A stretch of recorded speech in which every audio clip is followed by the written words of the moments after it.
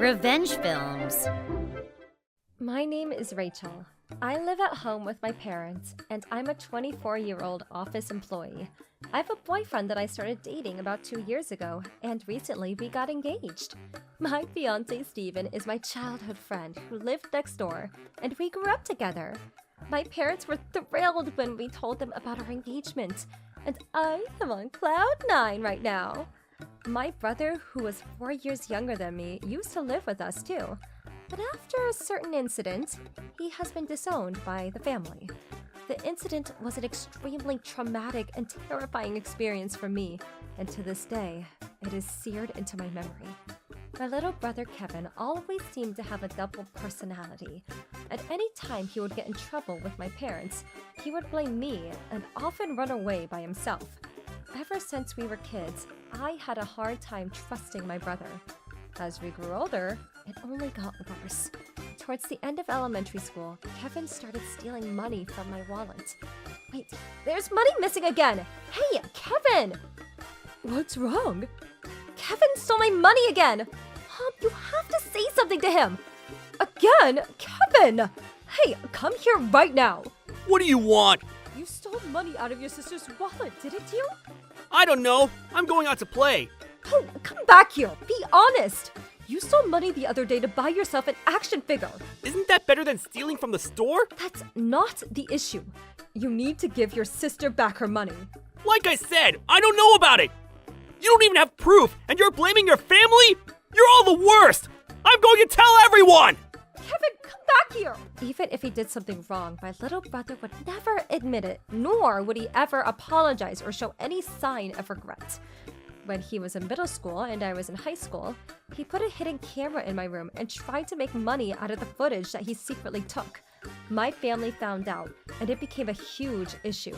I was so shocked that I couldn't stay in my own home, so we decided that I would stay at my next-door neighbor and childhood friend Steven's house. My parents were furious with my little brother, and for a while they banned him from going out, and they also confiscated his cell phone. Even then, Kevin didn't give up, and after my parents went to sleep, he edited the footage he got of me on the computer. However, my dad found out about this too, and gave Kevin a handful. And despite all this, he never once apologized to me, and instead, as usual, tried to blame it on me. It goes without saying that my little brother became even more of a menace and pain to our family after that. Then one day, when he became a high schooler, the incident finally occurred. Around that time, I just started my first job, and with the stress and exhaustion from this new life, I broke out in a high fever, was laying in bed for a few days straight. I had to take some days off work and stayed in bed, but my fever wouldn't go down, and both of my parents were very worried about me.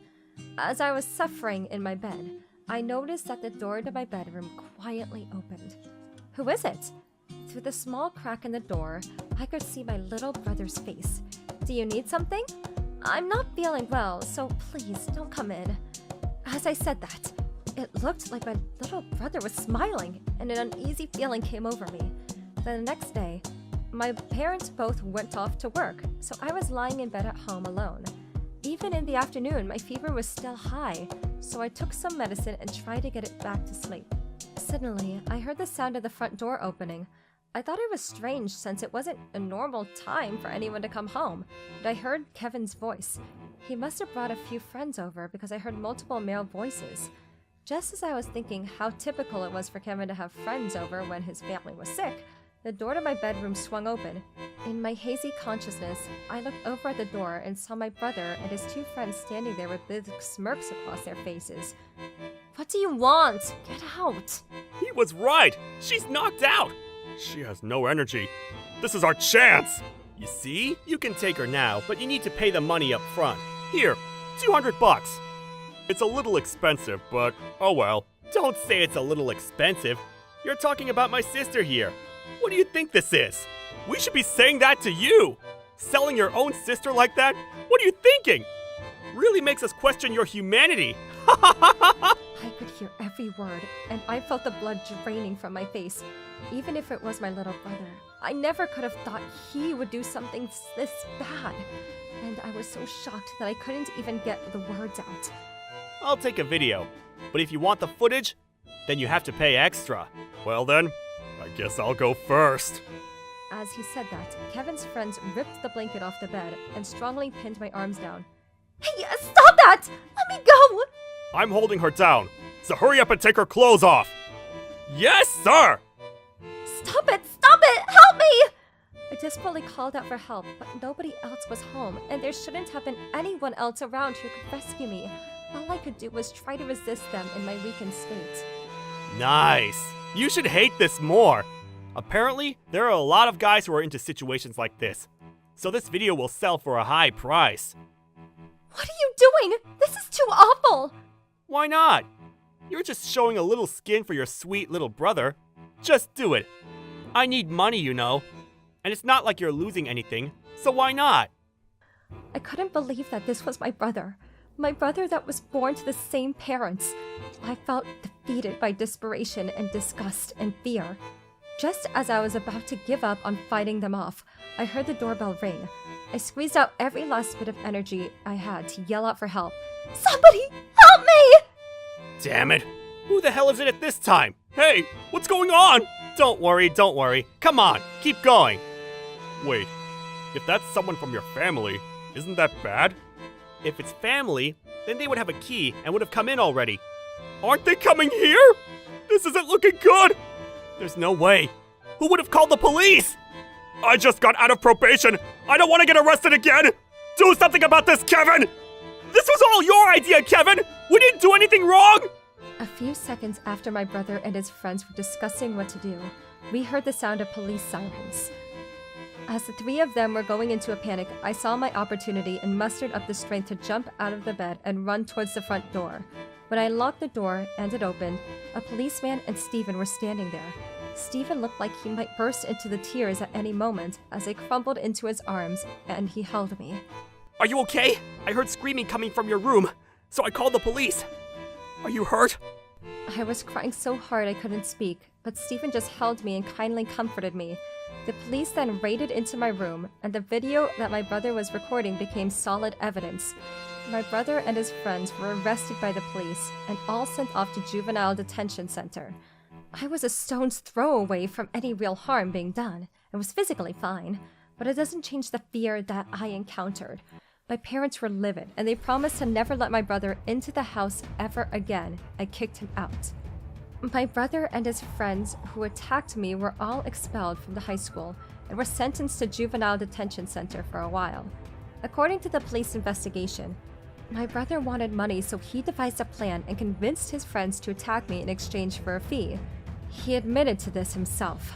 My brother didn't get to enjoy the rest of his high school life and instead spent it in the juvenile detention center. Once he was released, he was shunned by his family and had no choice but to survive on his own. Apparently, he found a part-time job that also had dorms to live in, but he called out of work or didn't show up too many times and was fired soon after. Without a place to live, he tried to get in touch with my parents again. However, my parents told him that they disowned him a long time ago and to shut him out. I later heard a rumor that Kevin was repeatedly caught for robbery and blackmailing among other problematic actions, and as soon as he became a legal adult, he caused an accident involving an injury and was arrested. He's supposedly in jail right now. Ever since my brother left the house, our family returned to normal and finally had some peace. And after that one incident, I started dating Steven. If Steven hadn't saved my life that day, there's no doubt that I would have been scarred for the rest of my life. When I think about it that way, I can never thank Steven enough. And so, 2 years after we started dating, we were engaged. And soon after that, we got married. Our friends and even some of our teachers from school were attending our wedding. And it was a pretty big party. After living as next-door neighbors our entire lives, once we got married, we both left our parents' home and decided to rent an apartment together. What happened that day is a painful memory. But I also recognize that my feelings towards Steven blossomed after he saved me that day. With him by my side, I'm looking forward to a bright future as a married couple, taking care of each other as family for the rest of our lives. How was today's video? If you enjoyed it, please subscribe, like, and leave a comment. Stay tuned for more.